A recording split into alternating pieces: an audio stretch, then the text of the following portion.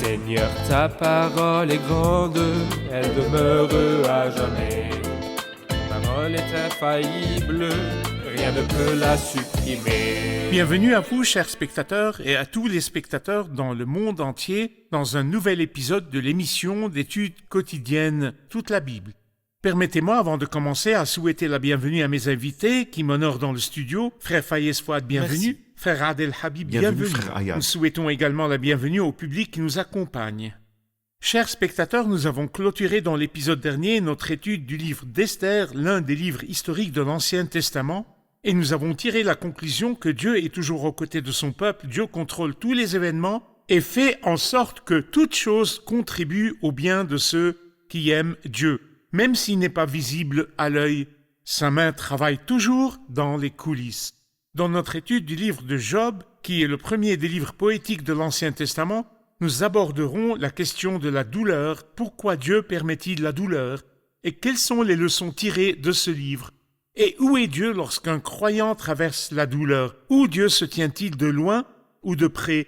Le surveille-t-il ou intervient-il dans sa situation? Nous apprendrons les réponses à toutes ces questions en étudiant ce grand livre, le livre de Job. Dr Fayez, comme d'habitude, avant de commencer l'étude du livre de Job, donnez-nous une idée de ce qu'est le livre de Job.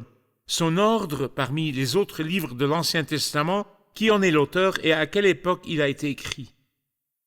Le livre de Job est le premier des livres poétiques qui se compose de 5 livres. Job, les psaumes, les proverbes, l'Ecclésiaste et le Cantique des Cantiques. Les 5 livres ont été appelés livres poétiques parce qu'ils ont été rédigés dans un style poétique qui comprend des images expressives. Les 5 livres poétiques représentent le cœur de l'Ancien Testament. L'Ancien Testament comporte 39 livres. Nous pouvons imaginer que l'Ancien Testament est un peu comme un oiseau. Il est un peu comme un aigle, par exemple, qui a une poitrine et 2 ailes. L'aile droite comprend 17 livres qui peuvent être divisés en 5 et 12. Le Pentateuque et les 12 livres historiques qui commencent avec Josué et se terminent avec Esther. L'aile gauche se compose également de 17 livres qui peuvent être divisés en 5 et 12. Les 5 sont les grands prophètes et les 12 sont les petits prophètes. Donc 17 et 17 est égal 34. Les 5 livres restants sont les 5 livres poétiques qui représentent le torse ou le cœur de l'Ancien Testament. Le premier est le livre de Job, qui est l'un des plus importants parce qu'il traite de choses très importantes et relatives à l'homme. En fait, l'auteur du livre n'est pas réellement identifié, mais cela ne pose pas de problème. Cela ne réduit pas la valeur du livre. C'est-à-dire que cela ne réduit pas, il existe sûrement des preuves disponibles que ce livre est l'un des livres inspirés, et les preuves de son inspiration sont accessibles dans le même livre. Certains affirment que son auteur est Moïse, d'autres disent que l'auteur est Job lui-même, et d'autres disent que l'auteur est Élihu, l'un des amis de Job. Personnellement, j'ai tendance à penser que l'auteur est Moïse. Très bien. Quelle est l'époque de sa rédaction, si l'on veut déterminer l'époque de la rédaction de ce livre? L'époque des événements, comme nous le verrons plus tard, Job était contemporain des premiers pères. Il a peut-être été contemporain d'Abraham. Il a vécu avant la loi. Mais l'époque de l'écriture dépend de l'auteur. Était-ce Moïse ou Élihu? Ou bien l'auteur était-il Job lui-même? S'il s'agit de Moïse, le livre a dû être écrit des centaines d'années après les événements. Des centaines d'années.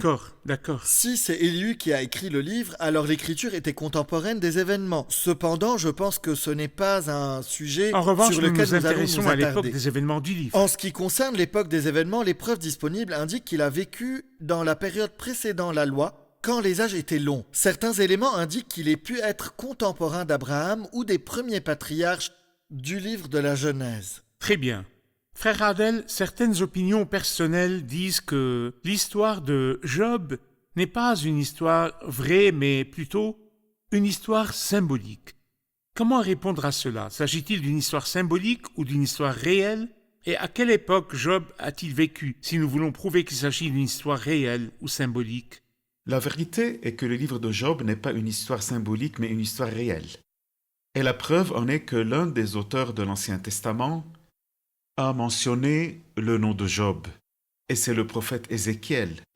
Si nous lisons Ézéchiel, chapitre 14, à partir du verset 13, Fils de l'homme, si un pays pêche contre moi, en se livrant à l'infidélité, et que je déploie ma puissance contre lui, si je le prive de pain, lui envoie la famine et en élimine hommes et bêtes, s'il s'y trouve ces 3 hommes, il mentionna les noms de 3 hommes, Noé, Daniel et Job, eux auront la vie sauve à cause de leur justice. Il s'agit d'Ézéchiel dans l'Ancien Testament. Mais dans le Nouveau Testament, il y a aussi un auteur, Jacques.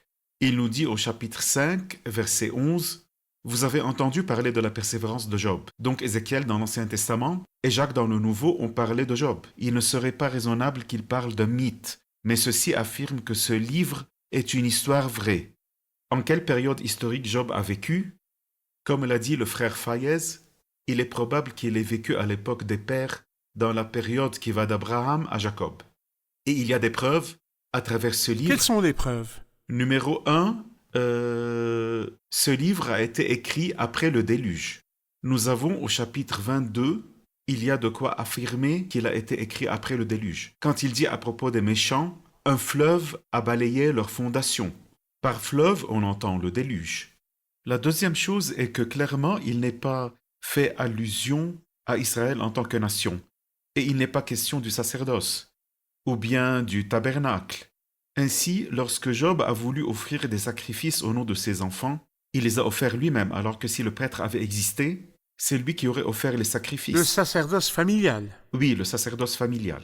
La troisième chose, c'est que tous les sacrifices offerts par Job étaient des holocaustes.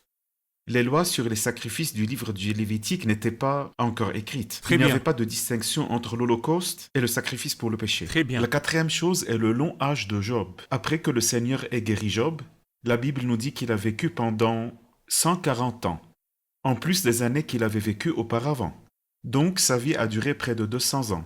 Et cette durée est similaire à celle qu'ont vécu les pères. Abraham a vécu 175 ans et Isaac 180 ans. Très bien. Chers spectateurs, je vous retrouve après la pause. Restez avec nous.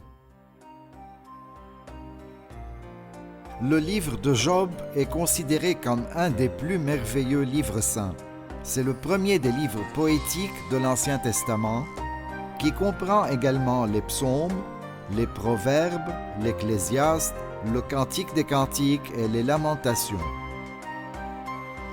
Le cœur de la poésie hébraïque est axé sur les idées et non sur les sons ou le rythme. Le dialogue dans le livre de Job prend une forme poétique semblable à l'Iliade et à l'Odyssée d'Homère.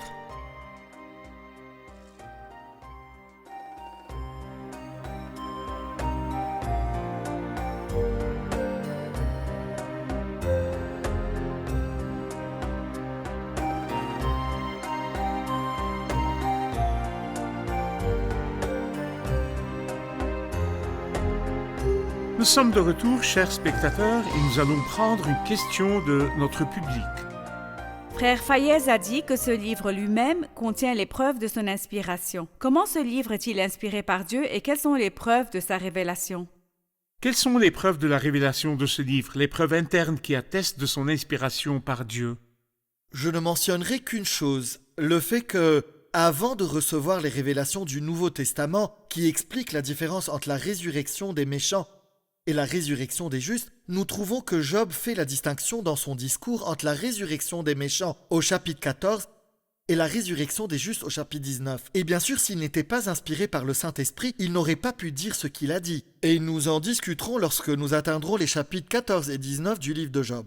Il est également question de la création, de la souveraineté de Dieu, de ses capacités et des êtres surnaturels. Oui. Toutes ces choses n'étaient pas encore connues. Personne n'était allé dans l'espace ni ne connaissait les dimensions de la création et de l'astronomie. Mais Job parlait des choses astronomiques et géographiques que les scientifiques ont découvert des milliers d'années plus tard. C'est donc aussi l'une des preuves de l'inspiration de ce livre. Est-ce exact? J'aimerais connaître certains des sujets abordés dans ce livre, Dr Fayez. De quoi parle-t-il? À mon avis, ce gros livre, 42 chapitres, aborde 3 sujets importants. Le sujet le plus important consiste à tenter de répondre à la question suivante. Comment un homme pourrait-il être juste devant Dieu? Cette question est répétée à 3 reprises dans le livre, au chapitre 9, au chapitre 15 et au chapitre 25. Existe-t-il un moyen pour que l'homme soit juste devant Dieu? Existe-t-il des œuvres ou bien des pratiques ou quoi que ce soit que l'homme puisse faire ou sur lequel il puisse s'appuyer pour se rendre juste devant Dieu? Le livre dit qu'il n'y a aucun moyen pour l'homme de se rendre juste devant Dieu, car s'il existe un moyen de rendre l'homme juste devant Dieu, alors celui qui mériterait le plus d'être juste par ses œuvres devant Dieu serait Job. Il était intègre et droit, il craignait Dieu et se détournait du mal. Il parle en détail de ses bonnes œuvres au chapitre 29, et il a parlé de péchés et de maux qu'il n'a jamais commis au chapitre 31. Serait-il alors justifié devant Dieu par ses œuvres? Nous saurons que non. Il n'y a aucun moyen pour l'homme d'être juste devant Dieu, mais il y a une personne qui justifie l'homme devant Dieu, et c'est le sujet le plus important. Le deuxième sujet consiste à tenter de répondre à la question « Pourquoi Dieu permet-il aux croyants de souffrir? Pourquoi Job a-t-il traversé des épreuves si amères ?» Nous saurons que ces épreuves n'ont pas été vaines. Vous êtes pour un peu de temps attristés par diverses épreuves. Le troisième sujet important est le suivant. Satan a-t-il la liberté de faire ce qu'il veut avec les croyants ou le Seigneur contrôle-t-il Satan et lui fixe-t-il des limites, de sorte que tout ce que le Seigneur permet à Satan de faire reste sous son contrôle? Il lui met des limites. C'est également un sujet très important que Job tente de nous expliquer. Frère Adel, nous voulons connaître la signification du nom de Job. Il est dit que Job signifie « Où est mon père ?» Donc, c'est comme si Job cherchait Dieu à travers les nombreux malheurs qu'il a subis. Il demande où est Dieu? Intervient-il dans ma vie? Ou Dieu m'a-t-il abandonné pour que toutes ces choses me détruisent? Son nom indique donc de quoi Job a souffert à travers les événements de ce livre. Un homme perdu qui aspire à retourner vers le Père. Il désire vraiment retourner Où à s'est-il Dieu. perdu exactement? C'est-à-dire, dans quel genre de confusion Job vivait-il? La confusion, c'est qu'il a vécu des choses très dures, comme nous le verrons dans les prochains événements de ce livre. Et c'est très dur.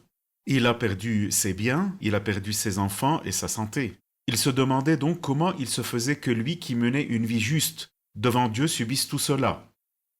Il était confus et voulait une réponse à cette question. Pourquoi ces adversités alors qu'il menait une vie juste? Frère Fayez, je vais lire quelques versets du chapitre 1 et je reviendrai vers vous avec une question. Il y avait dans le pays d'Uz un homme qui s'appelait Job. Cet homme était intègre et droit. Il craignait Dieu et se détournait du mal. Il avait 7 fils et 3 filles. Il possédait 7000 brebis, 3000 chameaux, 500 paires de bœufs et 500 ânesses. Il avait aussi un très grand nombre de serviteurs. Cet homme était le plus important de tous les nomades de l'Est. Les fils de Job se rendaient visite les uns aux autres et organisaient chacun à tour de rôle un festin. Ils invitaient leurs 3 sœurs à manger et boire avec eux. Quand les jours de festin étaient passés, Job faisait venir ses fils pour les purifier. Il se levait de bon matin et offrait un holocauste pour chacun d'eux. En effet, il se disait, peut-être mes fils ont-ils péché, peut-être ont-ils offensé Dieu dans leur cœur. Voilà ce que faisait toujours Job. Frère Fayez, expliquez-nous où se trouve le pays d'Uz qui est mentionné dans les événements de ce livre. Le pays d'Uz est probablement l'Arabie, ou le désert d'Arabie. C'est le même endroit où Dieu a coupé la route à Saul de Tarse qui est allé exercer son ministère à Damas. Nous apprenons ensuite qu'après de nombreux jours, Saul de Tarse se rendit en Arabie où il passa 3 ans. Et là, il fut seul avec le Seigneur. Je pense que le pays d'Uz est le même endroit. Et bien sûr, si c'est le cas, il y a Maintenant, une idée... vous avez fait le lien entre les événements de l'Ancien Testament à l'époque de Job avec les événements du Nouveau Testament dans l'histoire de Paul. Existe-t-il une relation morale entre eux?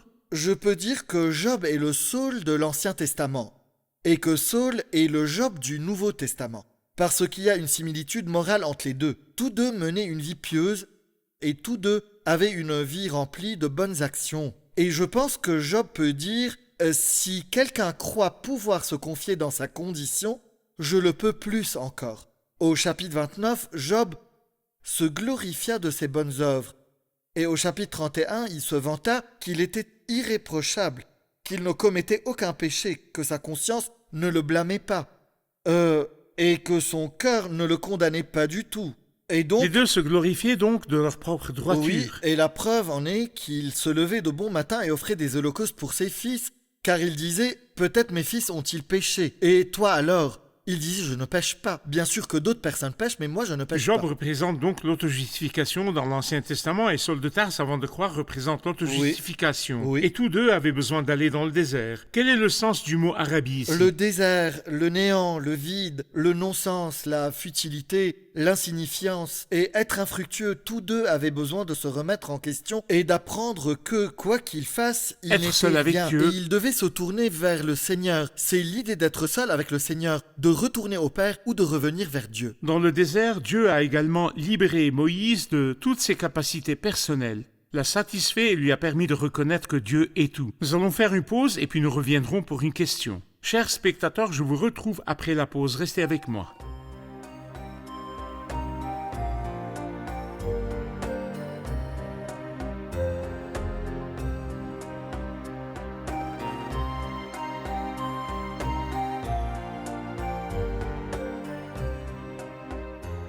Nous sommes de retour, chers spectateurs. Nous poursuivons notre étude du livre de Job, chapitre 1. Prenons une question du public. Comment la Bible dit qu'il est intègre et droit alors que l'on sait qu'il n'y a aucun qui fasse bien? Pas même un seul. Il est possible qu'il ait craint Dieu et que ce soit détourné du mal, mais intègre et droit est difficile à comprendre. Comment était-il intègre et droit alors que tous les hommes sont pécheurs? Il ne s'agit pas de la perfection absolue, qui est la perfection de Dieu, mais la perfection selon les normes exigées de l'homme. Par exemple, lorsque le Seigneur dit « être parfait », cela signifie-t-il que nous atteignons la perfection absolue pendant que nous sommes sur terre? Non, cela signifie que nous soyons spirituellement mûrs pour ressembler à notre Père, par la miséricorde dont nous faisons preuve à l'égard des gens. Mais la perfection absolue n'est pas le but recherché, Des car c'est attributs l'un de des Dieu. attributs uniques de Dieu. Frère Adèle, décrivez les richesses et les biens de Job et les sacrifices qu'il a offerts au nom de ses enfants, sa responsabilité envers la famille et sa responsabilité envers lui-même. Comment pensait-il à ses enfants et à lui-même? Il était clair que le Seigneur a beaucoup béni Job à l'échelle temporelle.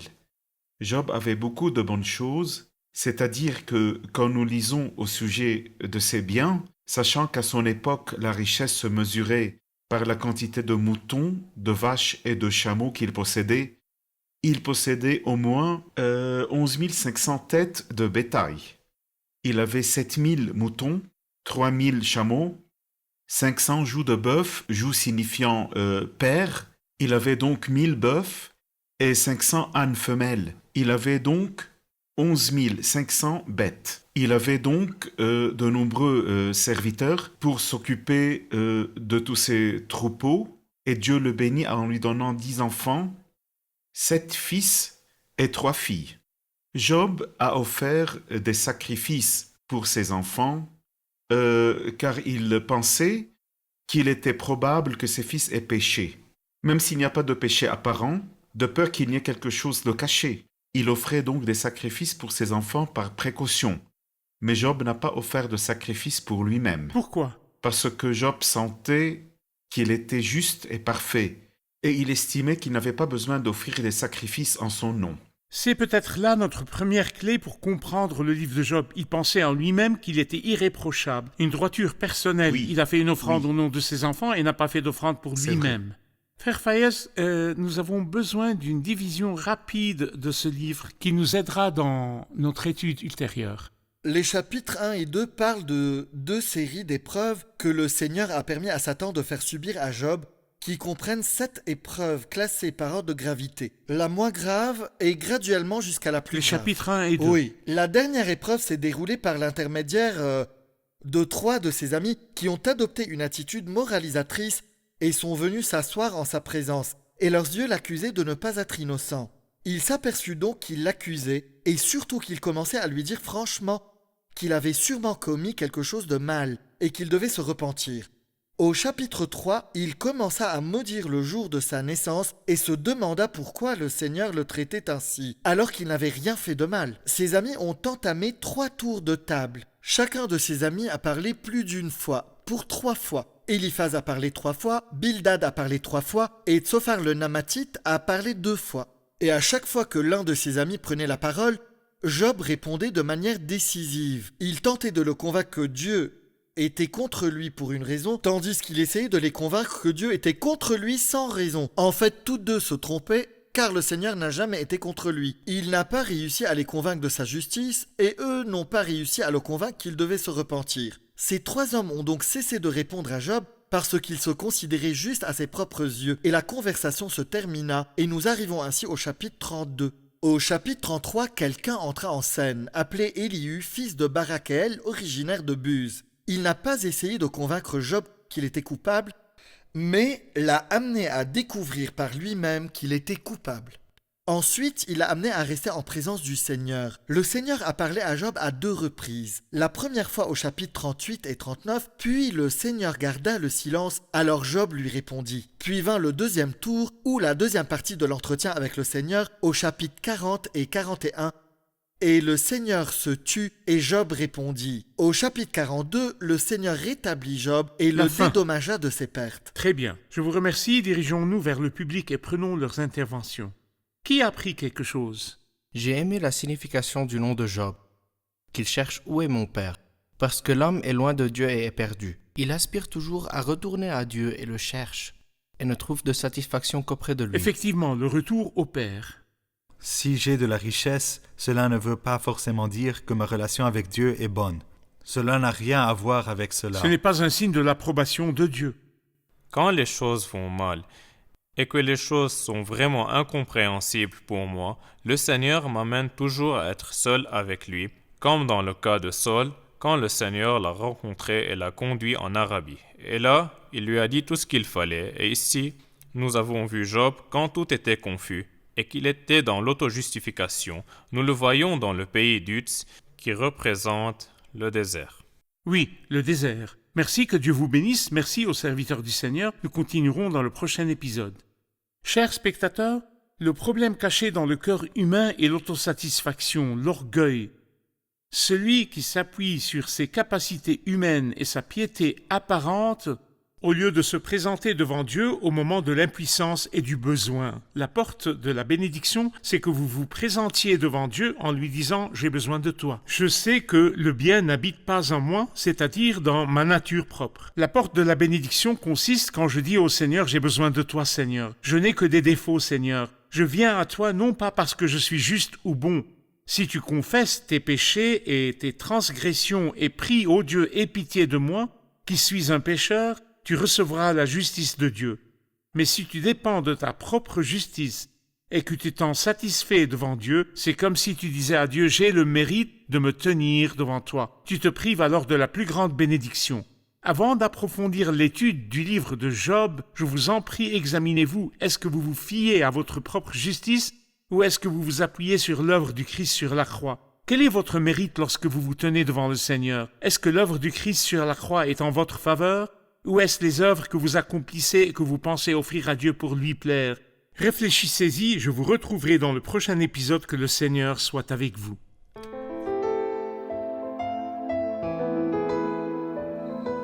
Seigneur, ta parole est grande, elle demeure à jamais.